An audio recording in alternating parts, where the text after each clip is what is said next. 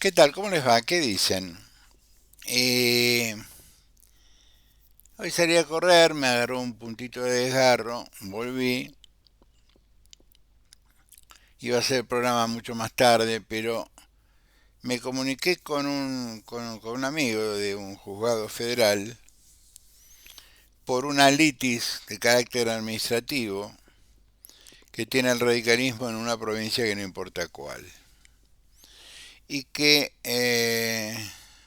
como se trató en el juzgado número uno de la jueza doctora Servina de Cubría, quería saber si ella ya se había expedido y si había hecho la alzada, había apelado, la contraparte había apelado a la alzada, que es la Cámara. Este colega me informó que la jueza me dio la razón jurídica y que la contraparte no apeló, por lo tanto quedó el fallo en firme. Un tema absolutamente menor. Cómo se interpreta la composición de una lista de comité cuando el que renuncia es un varón y la que la sigue es una señora. Y a la vez esta señora no tiene ganas, porque acaba de ser mamá, no tiene ganas de asumir ese cargo. Entonces yo sugerí que renuncie, cosa que corre a la lista y aparezca el señor, pero la otra con la contraparte decía que no, tiene que ser una mujer. Lo que no pudo explicar jurídicamente por qué, pues tiene que ser una mujer. Pero aprovechó para comentar una serie de cosas. Parece que la señora Milei, la secretaria general de la presidencia, parece, hablo en términos eh, con algún nivel de duda, pues no puede ser tan bruta, llamó al juzgado número uno con competencia electoral para pedir que bajo ningún punto de vista se libere a las personas que se están liberando, porque la imputación original, que es desorden, resistencia a la autoridad, daños a la propiedad pública y privada, una manifestación violenta. La señora Milei, que no recuerdo haber visto en su currículum el título de abogado, quiere elevar la calificación a haber violado la artículos del Código Penal que los encontramos en la Ley de Defensa de la Democracia. No hay cosa más patética que alguien que no entiende la norma e intente interpretarla.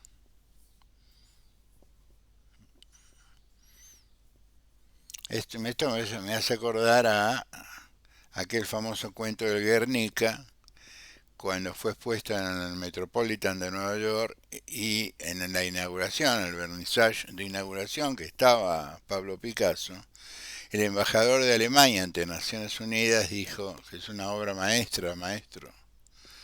Y a lo que Picasso le contestó, no, lo hice yo, lo hicieron ustedes.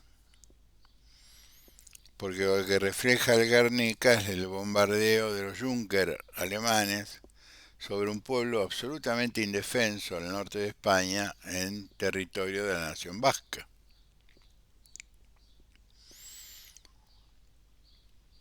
Primero, el Poder Ejecutivo no puede llamar al Poder Judicial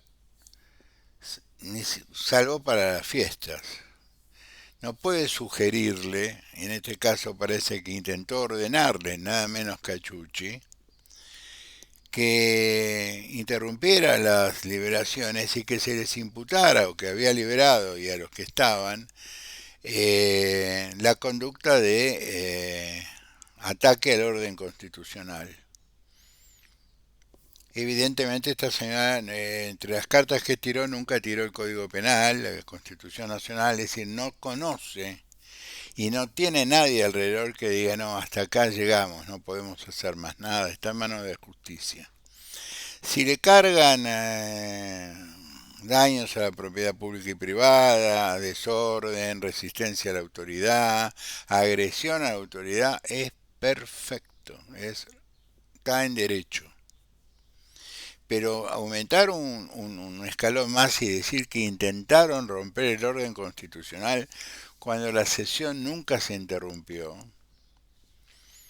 cuando podría haberse interrumpido, pasar un cuarto intermedio, esperar que las almas se calmaran y volver a sesionar. Ese es un resorte que tiene la vicepresidenta. Yo no voy a entrar en comentarios respecto a la vida privada de la señora Villarroel. De ninguna manera, bajo ningún punto de vista. Hago un paréntesis.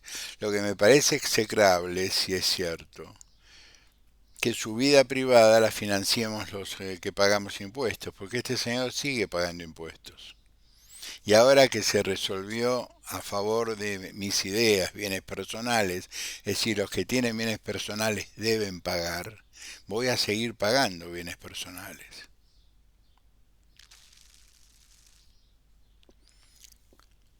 Pero volviendo, ¿no eran que venían a terminar con esta fea costumbre de que se contraten hermanos, hermanas, primos, novios, esposos, esposas, novias?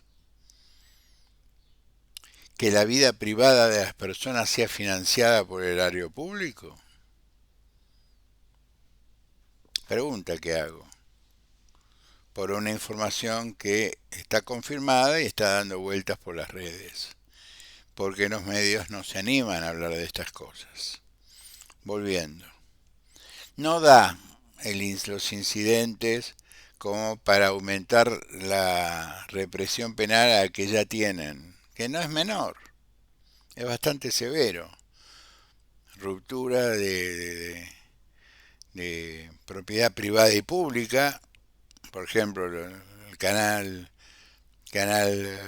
Cadena 3 puede demandar a las organizaciones, demandar al individuo, a los individuos si fueron identificados, pero puede, a contrario sensu, programa solidaridad de hecho, demandar a las organizaciones que convocaron a ese acto a los efectos de recuperar el patrimonio perdido en un incendio, por ejemplo.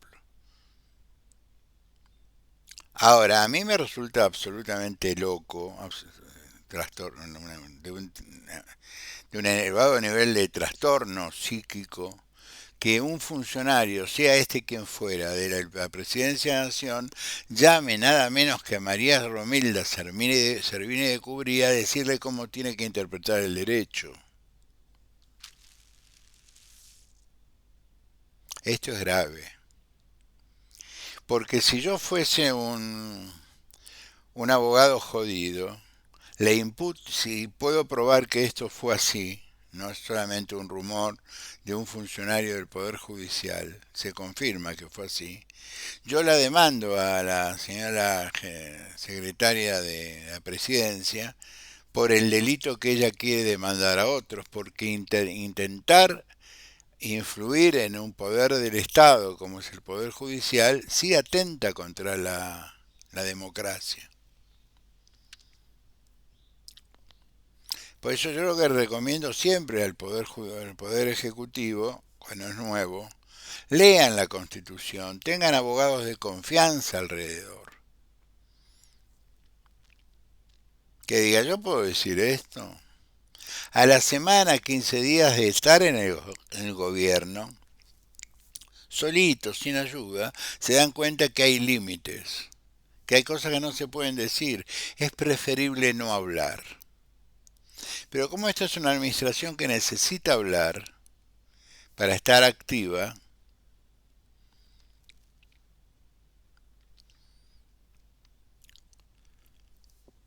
yo ayer hice un vivo, el cual agradezco profundamente porque fue terapéutico creo que para todos. Y anuncié el sábado anterior que yo no participo más en Twitter, no juego más. Hoy comenté lo que una nota, es decir, publiqué una nota que es evidente, sobran pesos, faltan dólares, ¿qué va a pasar? Si sobra una mercadería que es fungible y falta otra que también es fungible, es factible que la mercadería que sobra se convierta en la mercadería que falta. Así lo dirían los monjes de la época de Medici, o los contadores de la época de Medici. Si sobra un producto que es canjeable por otro que falta, es factible que esto se equipare. Es un fenómeno casi de la física. Esto significa que el dólar seguramente está subiendo. Lo que me dicen que en las cuevas el dólar está subiendo. Yo esta mañana cuando salí a trotar, con esto voy a ir redondeando, noté que todos los negocios están abiertos, salvo un shopping, un pequeño shopping, un shopping barrial, un gran local que tiene localcitos. Bueno, ese estaba cerrado. Todo lo demás estaba abierto. Domingo a la mañana. Entonces paré en la frutería donde paro siempre a robarle una banana, que después me la cobra 10 veces, pero a robarle una banana digo, me voy a correr. Ah, el potasio, doctor, el potasio. Ella descubrió que la banana me da potasio. Entonces me dijo, no, ella no. Me da una, elige una y me la da. Muy gentil, peruana ella. Le digo, laburando, María, me dice, y sí, yo no puedo darme el lujo de tomarme vacaciones, ni puedo darme el lujo de tomarme un feriado, tengo que trabajar.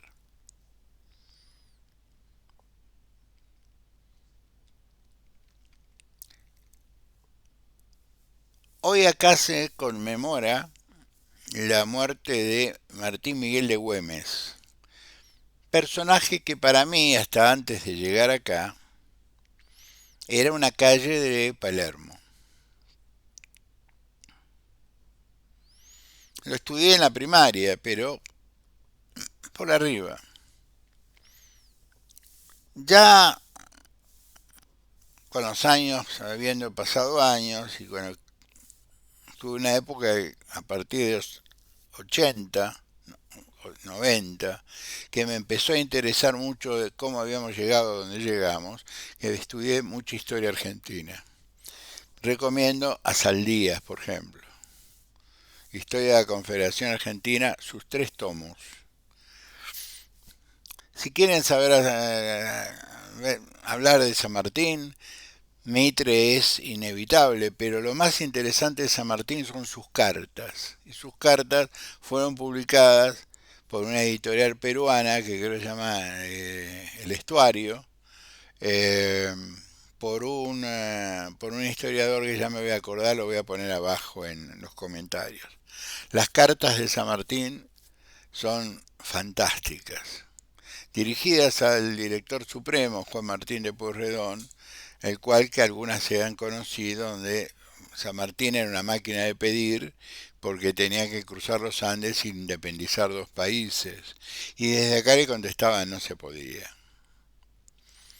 Entonces, entre las cosas que leí de Saldías y de otros, de Levene, eh, ¿qué hacía Buenos Aires mientras San Martín preparaba su ejército en Plumerillo y Martín Miguel de Güemes peleaba en los lugares donde yo hago montaña?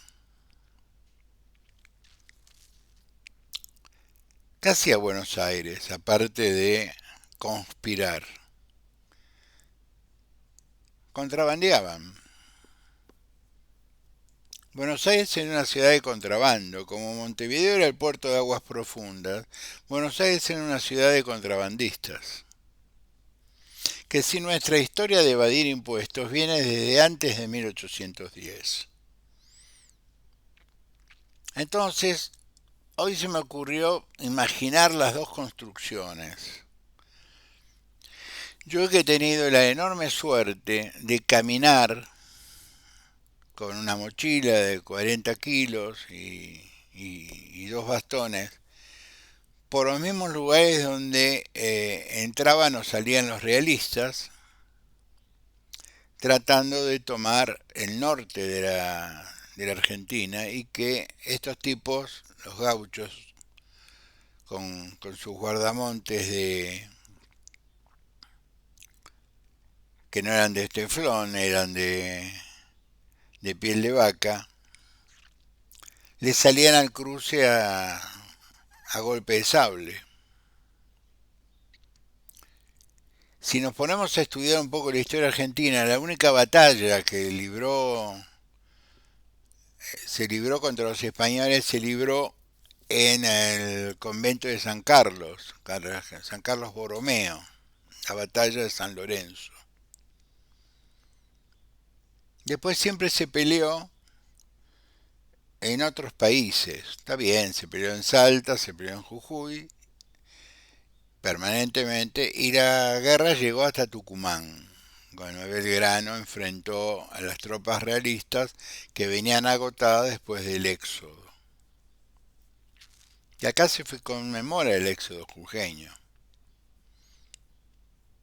El resto de la guerra por la independencia, San Martín, Las Heras, Arenales, lo pelearon en territorio chileno y peruano, hasta ecuatoriano.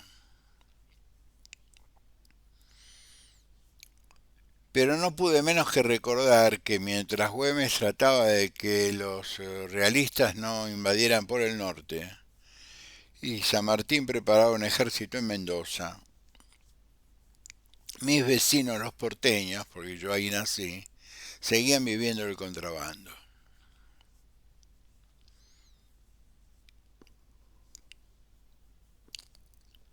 La historia a veces te marca, para bien o para mal. Entonces yo quería hablar de estos dos temas. Primero, yo le pediría al gobierno federal no tenga conductas que están prohibidas por la ley. Ustedes no tienen que llamar a un juez para explicarle cómo debe aplicar el Código Penal. Punto uno. Punto dos. Eh, Lamento mucho que el periodismo no se haya hecho eco de esto, porque según lo que me dijeron, la doctora Servini Cubría lo informó en la sala de prensa de tribunal. El tribunal está sin funcionar, pero hay una guardia.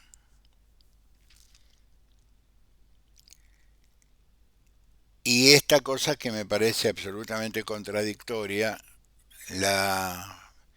el profundo asco que nos producía a nosotros que el gobierno federal mantuviera a la señora Fabiola Yáñez en sus viajes, en sus cosas, pero parece que no tenemos los mismos sentimientos cuando aparentemente, y no ha sido desmentido, y lo que no es desmentido es verdad, sobre todo cuando se habla del artículo 19 de la Constitución Nacional, y en este caso no está exenta de la autoridad de los jueces.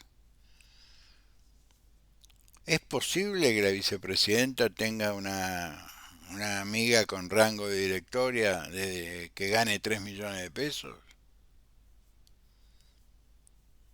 Si no es verdad, que los que espero con todo corazón, ya debería haberlo desmentido, porque esta especie yo la conozco, la he escuchado a principios de la semana pasada. Me lo contaron tres senadores de dos bancas distintas.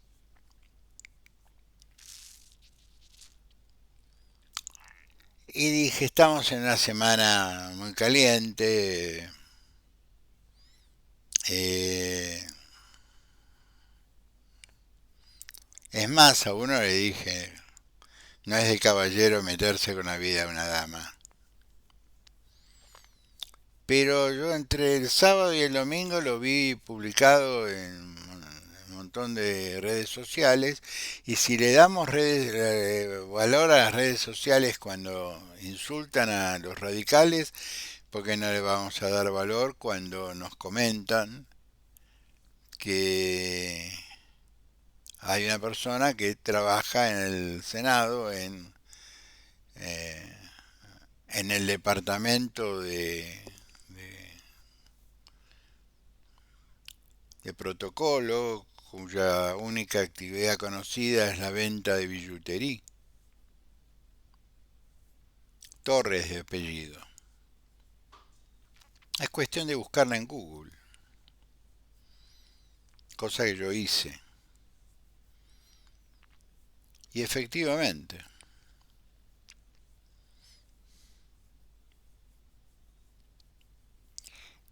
la vida privada de los argentinos le pertenece a los argentinos. Pero no me vengan con la hipocresía de perseguir a alguien porque nombró a la hermana, o a la prima, o al tío, o al sobrino, que a lo mejor cumple con todos los requerimientos del cargo, y nos callamos hipócritamente la boca porque una vendedora de billutería está de directora de protocolo en el Senado de la Nación, donde hay otra directora de protocolo, es decir, hay dos.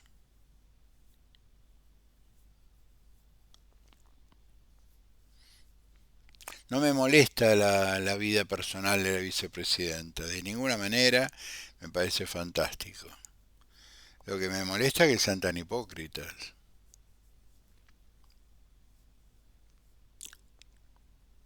Digo, ¿no? Sé que esto que estoy diciendo va a traer cola. Yo en realidad lo que les estoy invitando a los que creyeron que amenazarme era gratuito, no va a ser gratuito. Porque sin duda debo ser uno de los tipos más informados de Buenos Aires. No porque recibo más información que los periodistas, no, no, sino porque no tengo ningún reparo de comentarlo. Lo que sí hago, porque soy abogado, es buscar fuentes. ¿Esto es verdad? ¿O estamos cerca de la difamación? Yo no tengo ningún derecho de difamar a nadie. No, es así, Guillermo. ¿Querés que te mande el número de resolución? Porque en el Senado hay supernumerarios, hay empleados, hay burócratas. Con esto termino. Había un financista muy conocido que le pagaba un sobresueldo a un señor que sacaba fotos en el directorio del Banco Central. Entonces, ¿por qué era tan importante esto? Porque el directorio del Banco Central, que eran X cantidad de personas, supongamos 20, confiaban tanto en este señor que le daban el acta original y decían saca 20 copias. Sí, sí, por supuesto. Y el tipo venía con el original y 20 copias, pero resultado él sacaba 21 copias. La copia número 21 la doblaba prolijamente y se la ponía en la media del pantalón, en la media, abajo del pantalón. Llevaba las 20 fotocopias, se contaban. ¿Algo más? No, no, vaya, vaya. Y el tipo se iba, y de ahí se iba a su casa, porque las reuniones del Banco Central, del directorio, tardaban cualquier tiempo. Entonces, el tipo iba, en esa época había teléfonos de Entel, un teléfono de Entel, que estaba en la calle Diagonal Norte, llamaba por teléfono un número y a la media hora se encontraba en un café sobre la Avenida de Mayo con una señora de su edad que se sentaban, se daban un beso, conversaban, qué sé yo, qué sé cuánto, y este señor le daba el papelito, junto a otros papelitos. Entonces cualquiera que lo siguiera era un señor de unos 60 años que se encontraba con una señora de 60 años y se intercambiaban papeles y qué sé yo, qué sé cuánto, y charlaban y qué sé yo. Esta señora le llevaba esa fotocopia a este financista que tenía 48 horas, pues se reunían los viernes, para tomar decisiones financieras en el mercado permanente, porque sabía lo que iba a hacer el Banco Central el lunes a la mañana.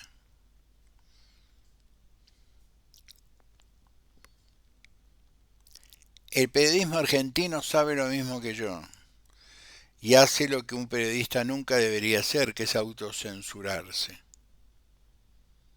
Si no, lean las tapas de los diarios de hoy.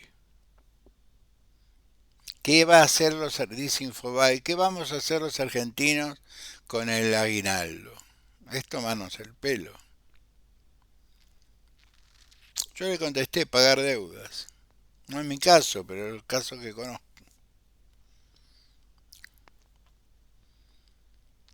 Nos vemos el miércoles.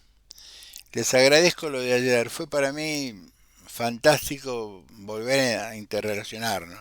Me había olvidado de que un vivo de una hora tarda un rato en subir. Pero lo vi tarde, qué sé yo. Eh, Me encantó estar con ustedes. La verdad que me encantó. Les agradezco mucho, sean buenos y el miércoles será otro día. Cariños, sean buenos.